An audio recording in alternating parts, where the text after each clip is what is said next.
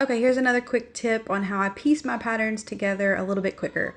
If you're still printing them like me and you haven't jumped on the projector train, this will help you. Stack your papers up like this, and you're going to cut this line here and this line here with this handy dandy scrapbook paper cutter that I got from Hobby Lobby. So here you go. You're going to just cut that, all the pieces. You may have to separate them a little bit if they're too thick to cut through. So you'll cut that entire line off there. And then you'll cut this off here on all of the pattern pieces. You want the same side and the same top on all the pattern pieces. And you're going to cut it. And then with this pattern, this is Simple Life Pattern Company, and they have little circles that you're supposed to connect. And this is how easy it is now after I've cut them. They just line up perfectly. And it was super quick. Hope this helps you guys. Bye.